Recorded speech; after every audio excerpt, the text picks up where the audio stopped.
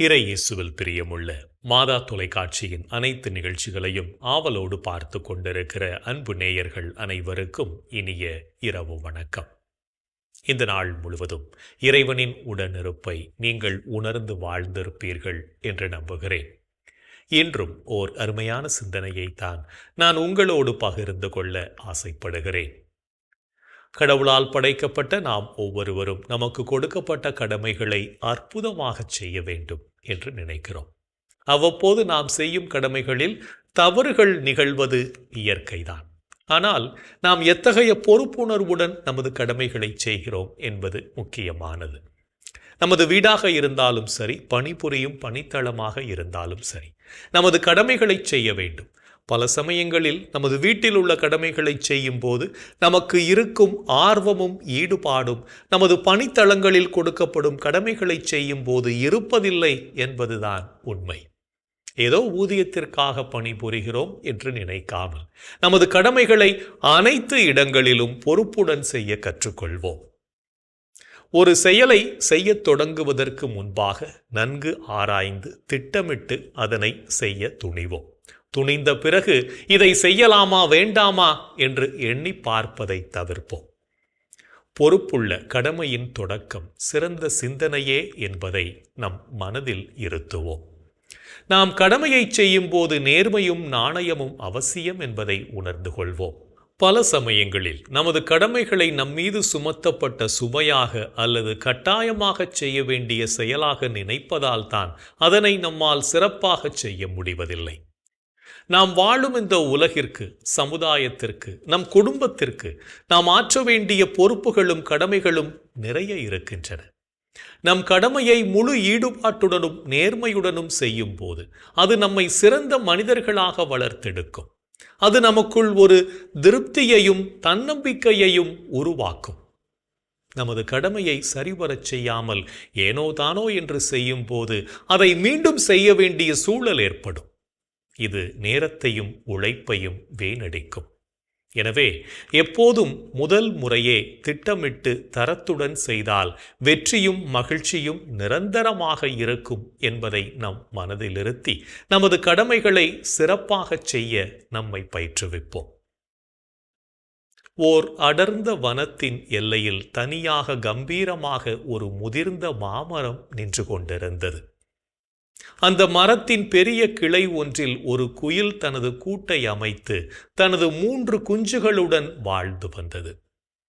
அந்த வனத்தில் வறட்சி நிலவியதால் தண்ணீர் கிடைக்காமல் பல விலங்குகள் தவித்தன. அதை பார்த்த குயிலுக்கு மனது கலங்கியது. உணவு இல்லாவிட்டாலும் பரவாயில்லை, ஆனால் ஒரு உயிரினம் தண்ணீர் இல்லாமல் தவிப்பது என் கடமைக்கு எதிரானது என்று அது நினைத்தது. குயில் தினமும் அதிகாலையில் பறந்து சென்று வெகு தொலைவில் உள்ள ஆற்றில் தனது அலகில் நீரை எடுத்து வரும். அந்த நீரை அது தனது குஞ்சுகளுக்கு ஊற்றாமல் கீழே இருக்கும் சிறிய செடிகளுக்கும் தாகத்தால் சுருண்டு கிடக்கும் பூச்சிகளுக்கும் ஊற்றும். இதை பார்த்த அந்த சின்ன குருவிகள், அம்மா, நீ கொண்டு வரும் நீரை ஏன் எங்களுக்கு கொடுக்காமல் கீழே கொட்டுகிறாய்? நமக்கும் தாகமாக இருக்கிறதே என்றது. அதற்கு தாய் குயில் மெதுவாக, என் செல்வங்களே, என் கடமை முதலில் நமக்கு தேவையானதை தாண்டி தவிப்பவர்களுக்கு உதவுவது. நாம் பறந்து சென்று பசியை போக்கிக் கொள்ள முடியும், ஆனால் இந்த சிறிய உயிர்கள் ஒரு சொட்டு நீருக்காக போராடுகின்றன.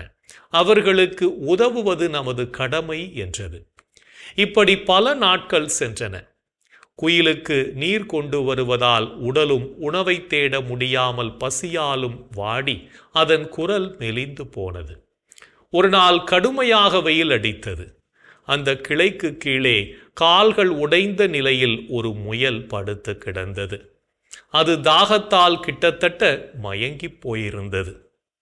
குயில் உடனே ஆற்றுக்கு சென்று நீரை எடுத்து வந்தது. அந்த நீரை அந்த முயலுக்கு ஊற்றியது. அப்போது அந்த வழியாகச் சென்ற முனிவர் ஒருவர் இந்த காட்சியை கண்டார். குயிலின் தன்னலமற்ற கடமை உணர்வை கண்டு அவர் மனம் நெகிழ்ந்தார்.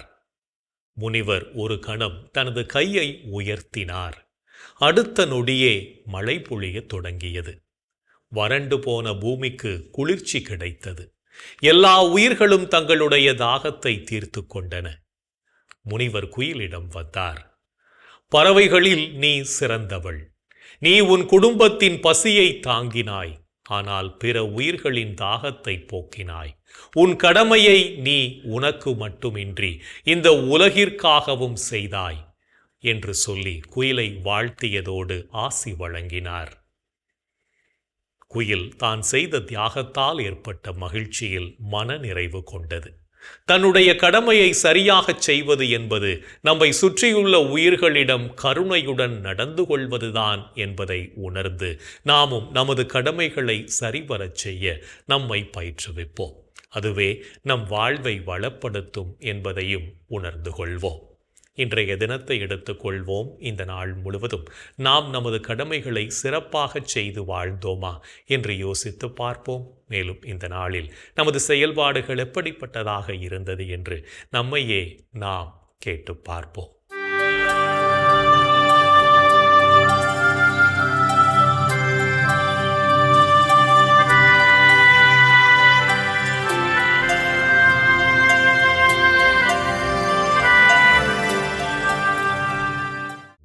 இறைவனோடு உரையாட இன்று நீங்கள் நேரம் ஒதுக்கினீர்களா? நீங்கள் இறைவனிடம் வேண்டும்போது எவற்றையெல்லாம் கேட்பீர்களோ அவற்றை பெற்றுவிட்டீர்கள் என நம்புங்கள். நீங்கள் கேட்டபடியே நடக்கும். இன்று நீங்கள் உங்கள் அருகில் இருப்போரை அன்பு செய்ய மறுத்தீர்களா? உங்கள் அன்பு கள்ளமற்றதாய் இருப்பதாக. தீமையை வெறுத்து நன்மையையே பற்றிக் கொள்ளுங்கள். உடன் பிறப்புகள் போன்று ஒருவருக்கொருவர் உளம் கனிந்த அன்பு காட்டுங்கள். இன்று நீங்கள் ஒருவரை ஒருவர் மன்னித்து வாழ்ந்தீர்களா? மற்ற மனிதர் செய்யும் குற்றங்களை நீங்கள் மன்னிப்பீர்களானால் உங்கள் விண்ணகத் தந்தையும் உங்களை மன்னிப்பார். இன்று நீங்கள் செய்வது தீயது என தெரிந்தும் அதனை செய்ய ஆவல் கொண்டீர்களா? நன்மை செய்வதில் மனம் தளராதிருப்போமாக. நாம் தளர்ச்சி அடையாதிருந்தால் தக்க காலத்தில் அறுவடை செய்வோம். இன்று நீங்கள் உங்களோடு வேலை செய்பவர்களிடம் கோபத்தோடு நடந்து கொண்டீர்களா? முழு மனத்தாழ்மையோடும் கனிவோடும் பொறுமையோடும் ஒருவரையொருவர் அன்புடன் தாங்கி அமைதியுடன் இணைந்து வாழ்ந்து தூய ஆவி அருளும் ஒருமைப்பாட்டை காத்து கொள்ள முயற்சி செய்யுங்கள். இன்று நாம் இறைவனுக்கு ஏற்புடைய செயல்களை செய்திருந்தாலும் சமயங்களில் இறைவனுக்கு எதிராகவும் செயல்பட்டு பாவத்தில் விழுந்திருப்போம். அத்தகைய தருணங்களுக்காக மனம் வருந்தி மன்னிப்பு கேட்டு மனத்துயர் மன்றாட்டை ஜெபிப்போம்.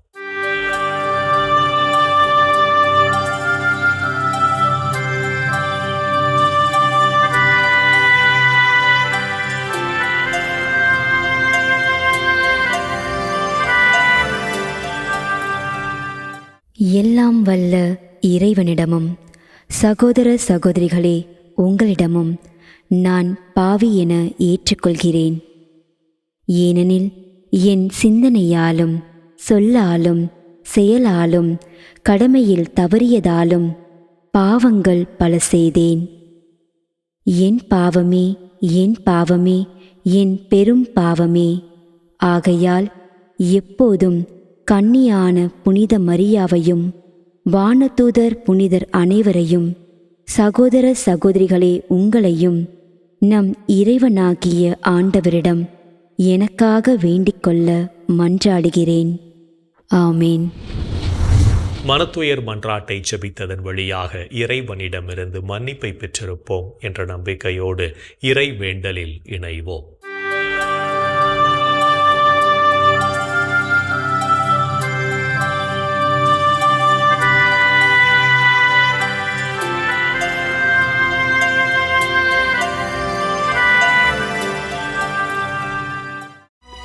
இறைவா இறைவா எமக்கு துணை புரிய வாரும். ஆண்டவரே எமக்கு துணை புரிய விரைந்து வாரும். தந்தைக்கும் மகனுக்கும் தூய ஆவியார்க்கும் மாட்சி உண்டாவதாக. தொடக்கத்தில் இருந்தது போல் இப்பொழுதும் எப்பொழுதும் என்றென்றும் இருப்பதாக. ஆமென்.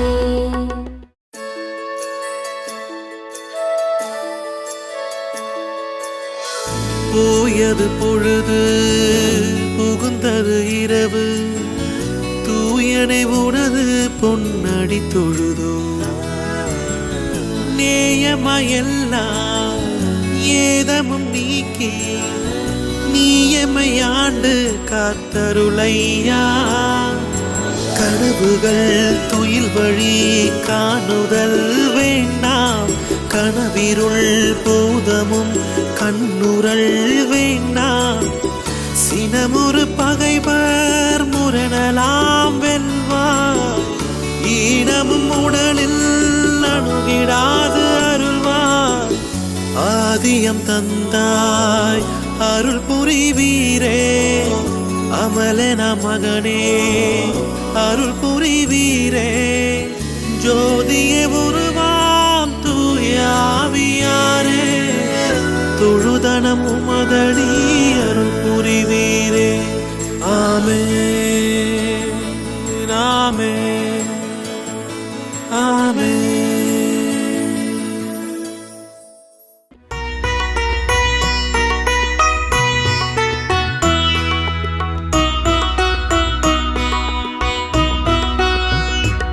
என் தலைவராகிய கடவுளே, நீர் விரைவில் சினமுறாதவர், பேரன்பு கொண்டவர். என் தலைவராகிய கடவுளே, நீர் விரைவில் சினமுறாதவர், பேரன்பு கொண்டவர்.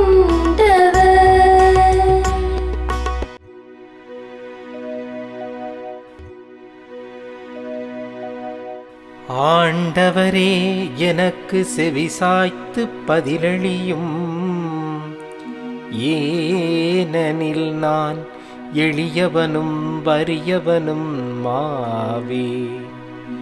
என் உயிரை காத்தருளும், ஏனெனில் மீது நான் பற்றுடையவன். அடியானை காத்தருளும். நீரே என் கடவுள், உம்மீது நான் நம்பிக்கை கொண்டுள்ளேன்.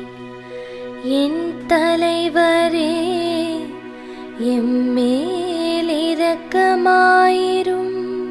ஏனெனில் நாள் முழுவதும் உம்மை நோக்கி மன்றாடுகிறேன். உம்மடியானின் மனதை மகிழச் செய்யும். என் தலைவரே, உம்மை நோக்கி என் உள்ளத்தை உயர்த்துகின்றேன். ஏனெனில் என் தலைவரே, நீர் நல்லவர், மன்னிப்பவர். உம்மை நோக்கி மன்றாடும் யாவருக்கும் பேரன்பு காட்டுபவர். ஆண்டவரே, என் வேண்டுதலுக்கு செவிகொடும். உதவியை நாடும் என் கூக்குரலை கேட்டருளும். என் துன்ப நாளில் உம்மை நோக்கி மன்றாடுவேன். நீரும் எனக்கு பதிலளிப்பீர். என் தலைவரே, தெய்வங்களுள் உமக்கு நிகரானவர் எவருமிலர். உம் செயல்களுக்கு ஒப்பானவை எவையுமில்லை. தந்தைக்கும் மகனுக்கும் தூய ஆவியார்க்கும் மாட்சி உண்டாவதாக. தொடக்கத்தில் இருந்தது போல் இப்பொழுதும் எப்பொழுதும் என்றென்றும் இருப்பதாக. ஆமென். தலைவராகிய கடவுளே, நீர் விரைவில் சினமுறாதவர், பேரன்பு கொண்டவர். என் தலைவராகிய கடவுளே, நீர் விரைவில் சினமுறாதவர், பேரன்பு கொண்டவர். இறைவனின் உடனிருப்பு இந்த இரவு பொழுதிலும் நம்மை பாதுகாத்து வழிநடத்தும் என்ற நம்பிக்கையை இறை வேண்டலின் வழியாக பெற்றுக்கொண்ட நாம் இப்போது நாளைய வாசகங்களுக்கு செவிமடுப்போம்.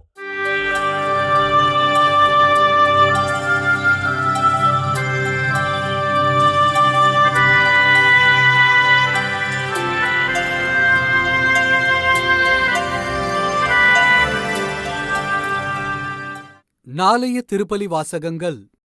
முதல் வாசகம் திருத்தூதர் யோவான் எழுதிய முதல் திருமுகத்திலிருந்து வாசகம்.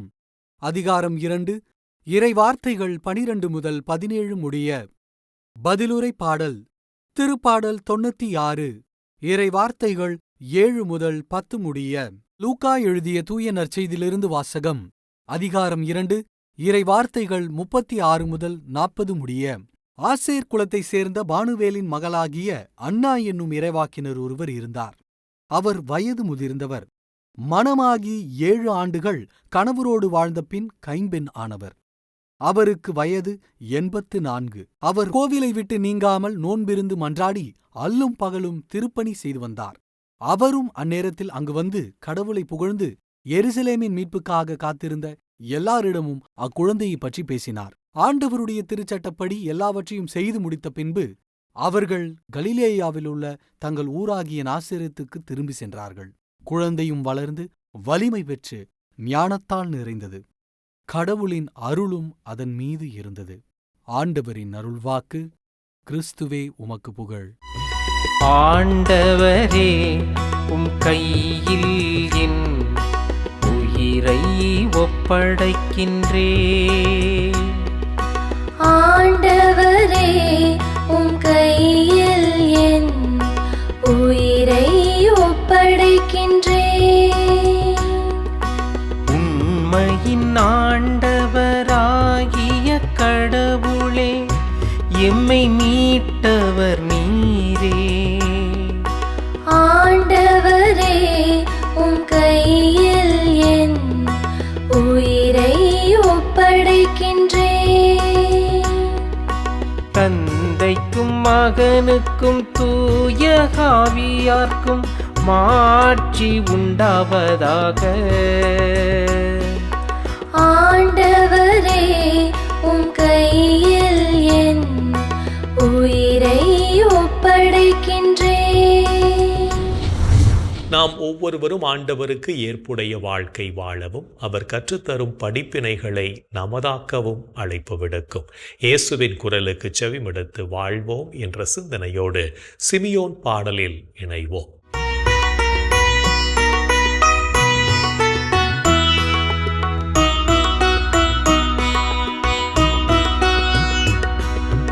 ஆண்டவரே, நாங்கள் விழித்திருக்கும் போது எங்களை காத்தருளும். நாங்கள் தூங்கும் போது எங்களை பாதுகாத்தருளும். இதனால் கிறிஸ்துவோடு விழித்திருந்து அவரோடு அமைதியில் இளைப்பாறுவோம். அவரோடு அமைதியில் இளைப்பாறுவோம். ஆண்டவரே, உமது சொற்படி உம்மடியான் என்னை இப்போது அமைதியுடன் போகச் செய்கின்றீர். ஏனெனில் மக்கள் அனைவரும் காணுமாறு நீர் ஏற்பாடு செய்துள்ள உமது மீட்பை என் கண்கள் கண்டு கொண்டன. இம்மீட்பே பிற இனத்தாருக்கு வெளிப்பாடு அருளும் ஒளி.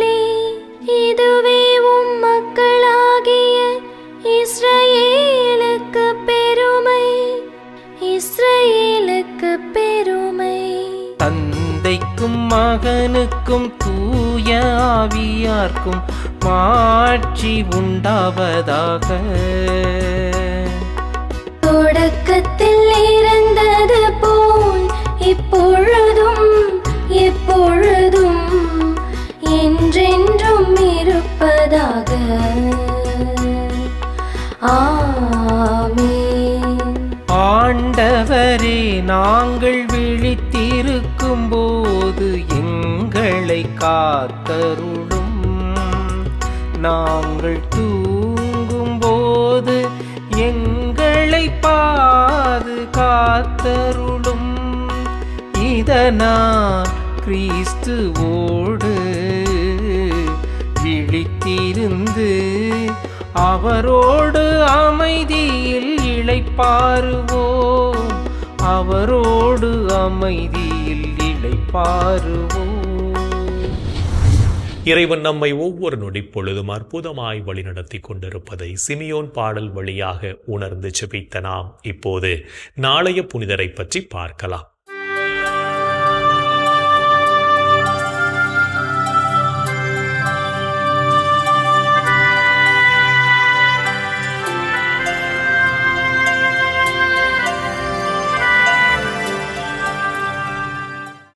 டிசம்பர் 30. புனித சாபினுஸ். இத்தாலியிலுள்ள ஸ்போலோந்தோ மறைமாவட்டத்தின் ஆயராக இறைப்பணிகளை செய்த சாபினுஸ் கிபி 303 ஆண்டு முதல் 311 ஆண்டு முடிய நடைபெற்ற மறை கலகத்தினை துணிவோடு எதிர்த்து ஆண்டவரின் பணிகளைச் செய்தார். மறை கலகத்தில் பேரரசன் டயோக்ளிசியனால் துன்புறுத்தப்பட்ட கிறிஸ்தவர்களுக்கு ஆறுதல் அளித்த ஆயர் சாபினுஸ் ஏட்டூரியா மற்றும் உம்பிரியா பகுதியின் ஆளுநர் வெனுஸ்தியானுஸினால் கைது செய்யப்பட்டு சிறையில் அடைக்கப்பட்டார்.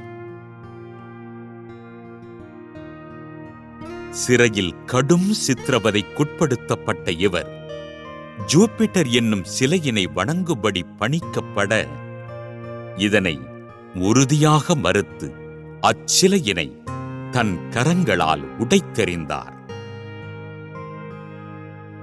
ஆண்டவர் இயேசுவே உண்மையான கடவுள் என்று அறிக்கையிட்டு ஆண்டவரின் பணி செய்த சாபினுஸ் தன்னை சந்திக்க வந்திருந்த பார்வையற்ற சிறுவனுக்கு ஆண்டவரின் அருளால் பார்வையளித்தார்.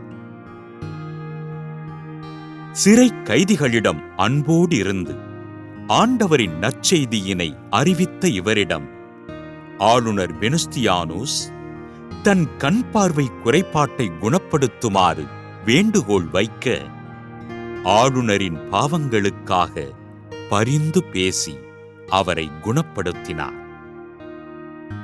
கண் பார்வை பெற்ற ஆளுநர் வெனுஸ்தியானுஸ் ஆண்டவரை ஏற்று தன் குடும்பத்தினரோடு கிறிஸ்தவராக மனம் மாற கோபமுற்ற பேரரசன் டயோக்ளிசியன் ஆயர் சாபினுஸையும் ஆளுநர் குடும்பத்தினரையும் படுகொலை செய்தார். மறை கலகத்தில் பாதிக்கப்பட்ட மக்களுக்கு ஆறுதலையும் சிறை கைதிகளுக்கு ஆண்டவரின் நற்செய்தியினையும் வழங்கிய ஆயர் சாபினுஸை திரு அவை புனிதராக உயர்த்தியது. மறை சாட்சி புனித சாபினுஸ் திருவிழாவினை கொண்டாடுகின்ற நாம் எத்துன்பங்கள் வந்தாலும் ஆண்டவரை விட்டு விலகாமல் அவர் வழி நடக்க மன்றாடுவோம்.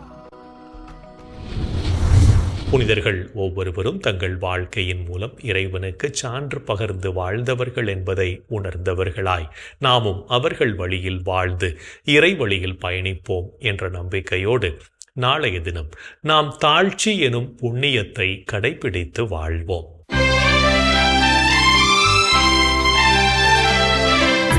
உலகில் இருக்கின்ற எங்கள் தந்தையே, உமது பெயர் தூயதென போற்றப் பெறும். உமது ஆட்சி வருக, உமது திருவுளம் விண்ணுலகில் நிறைவேறுவது போல மண்ணுலகிலும் நிறைவேறுக. எங்கள் அன்றாட உணவை இன்று எங்களுக்கு தாரும். எங்களுக்கு எதிராக குற்றம் செய்வோரை நாங்கள் மன்னிப்பது போல எங்கள் குற்றங்களை மன்னியும். எங்களை சோதனைக்கு உட்படுத்தாதேயும். தீமையிலிருந்து எங்களை விடுவித்தருளும். எங்களை விடுவித்தருளும்.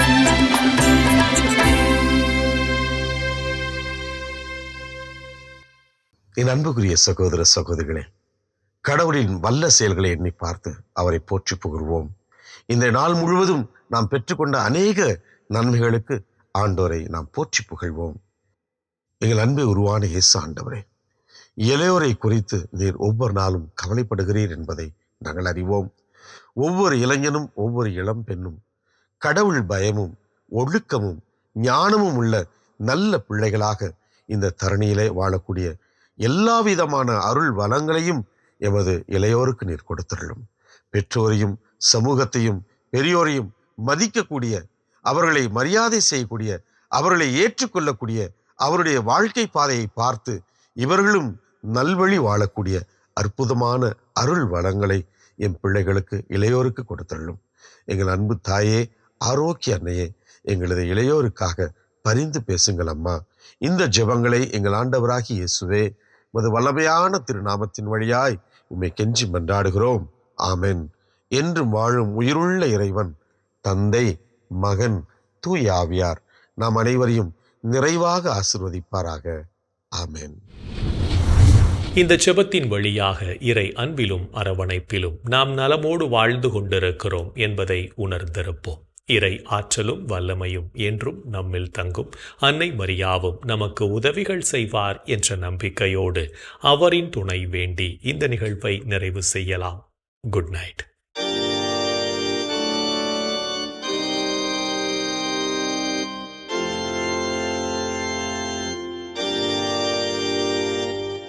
வாழ்க அரசியே, தயை மிகு அன்னையே, வாழ்வே இனிமையே, தஞ்சமே வாழ்க. தாயகம் இழந்த ஏவாயின் மக்கள் தாயே என்றும் கூவி அழைத்தோம். கண்ணீர் கனவாய் நின்றும் நோக்கி கதறியே அழுதோம், பெருமூச்சறிந்தோம். ஆதலால் ஏமக்காய் பரிந்துரைப்பவரே, அன்புடன் எம்மை கடைக்கண் பாரே. திரு வயிற்றின் கனியாம் இயேசுவே, இம்மை வாழ்வின் இறுதியில் காட்டுவே. கருணையின்